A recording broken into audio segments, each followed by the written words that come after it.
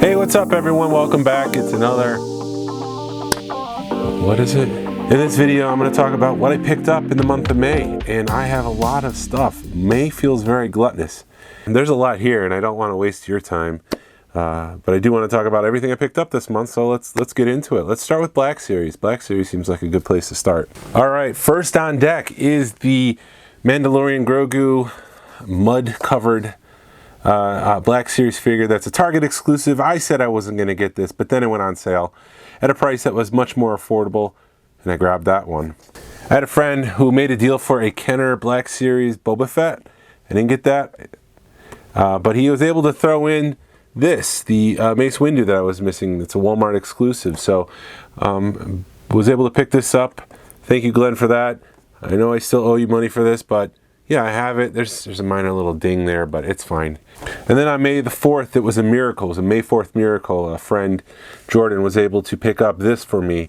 The 212, the 212th, 212th Battalion Trooper. And then finally, it's the Death Watch Mandalorian. I found this whole wave at Target, but I decided to hold off on buying it because I did pre-order it. And I knew this guy would be tough to find, and like I said, I was trying to find it for a friend. I have it now, so it's pretty cool. It's a cool trooper. So that's it for Black Series. We're gonna dive into Vintage Collection and Retro Collection and Power of the Force 2. But before we do that, I also want to show off that I got R2W50, which is the 50th anniversary droid for Walt Disney World. It was a Walt Disney World exclusive. It came up on Shop Disney. It's got that rose gold kind of color to it. The gold and the blue, the really dark navy blue dome. It just goes with that whole 50th anniversary theme. I do collect these droids, the Disney droids, so in the Vintage Collection, I picked this up for $5. I didn't realize the bubble was as damaged as it was, but for $5, the card's pretty decent. Can't complain about that. So it's part of that lost line towards the end of the original 2010 to 2012 run of the Vintage Collection. I found the Retro Ahsoka at Target, so I picked this up. It was at Second Chance, and they had a couple things that I was really interested in with the Power of the Force 2. So this is Luke Skywalker X-Wing Fighter, but it has the transition bubble. It's got the long saber, because remember these came out with the extraordinary long sabers. They shortened it, but they used the same tray as the long one. So they call this a transition tray, and I was able to pick that up. And then you saw my Obi-Wan. What's special about this, when they first came out, Obi-Wan had a close-up image, and then they decided to zoom out to something more full body in the image on the back. And so this is one of the first that came out for Obi-Wan. It was a variant. I guess I'm chasing Power of the Force 2 variants now. Pretty cool, so have those. I was able to find the Boba Fett droids and the R2 droids, so I now have all these droids. I just figure I'm never going to be able to afford the original droids figures, especially Boba Fett, which is going for anywhere between $10,000 to $20,000. Yeah, I'll just buy this and be happy. Same thing with this. I'm not sure how much the R2 droid is going for, but I'm glad to have this. Moving on to Star Wars Celebration, one of the last things I purchased was one that I've been hunting for a long time. It's VC-148, the Imperial Assault Tank Commander. This guy was never available in stores. I've been looking for this one for a long time, and I was able to pick this up at Celebration, so I'm happy about that. I came home in one piece too, which was another thing I was worried about. One of my collecting goals for the Vintage Collection was to find a proof. And so someone was selling these at Star Wars Celebration. It is a Revenge of the Jedi Han Solo in a trench coat, the Vintage Collection proof card. And what's better than having one than is having two? So I picked this up. This is a Return of the Jedi TIE Fighter pilot. It is a proof. It is an actual proof. It's not one of the things that they passed out at the Hasbro booth at, it was either San Diego Comic-Con or Celebration. It's got the UPC. The ones that they passed out doesn't have a UPC. So this has the actual UPC, which is how you could tell it's an actual proof and not a promo card. So continuing on with Star Wars Celebration, I was able to pick up there. This is a limited edition Bo-Katan with the Darksaber ornament. I do have a Star Wars tree every Christmas, so this will go on there. They also had the one of 3,700 first appearance Boba Fett. And then while I was there, they only had 72 of these available, and I was there early the first morning, and I was like, you know what, just load me up. So I was able to pick up the Ahsoka. This one's even less. It's one of 2,000. I didn't realize that. I didn't realize how limited these were.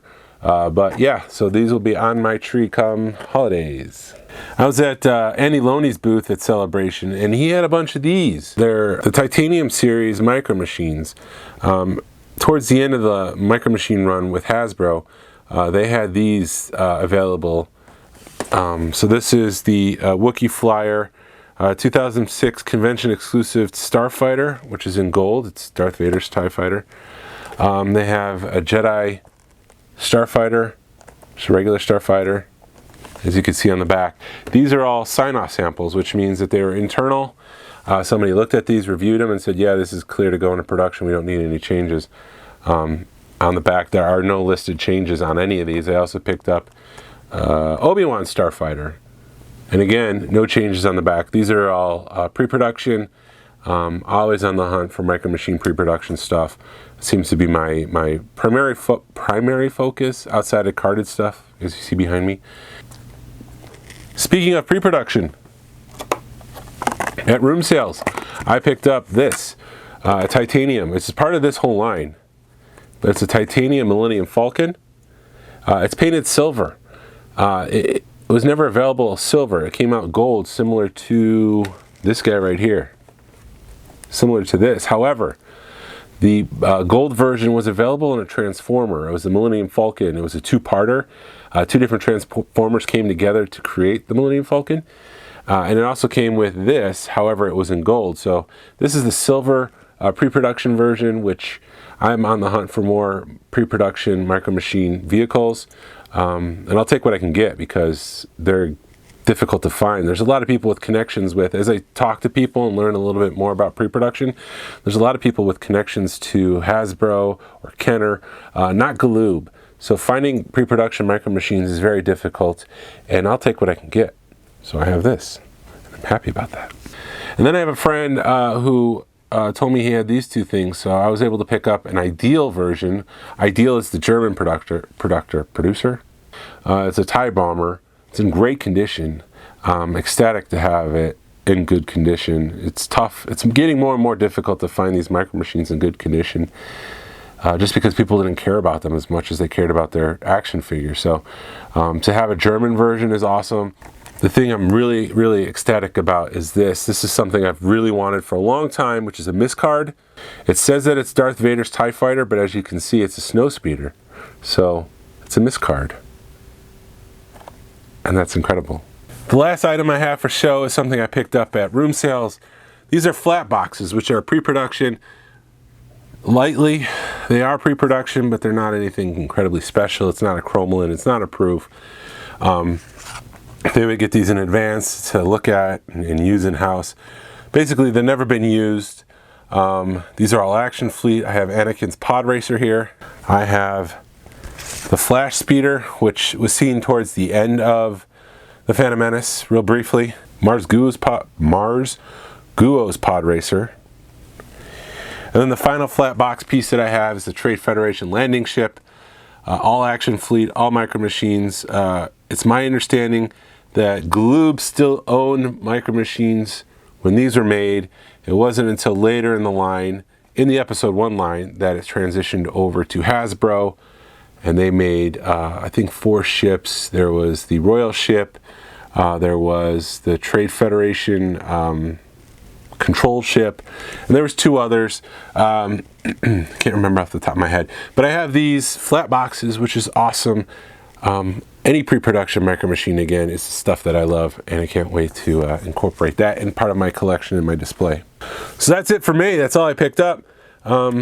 I hope you enjoyed this video. If you could, please like, share, subscribe, do all that stuff they ask you to do. Be kind to each other. That's all I ask you to do, even though I just asked you to do all that other stuff. But still, be kind to each other. May the Force be with you. Thanks for watching.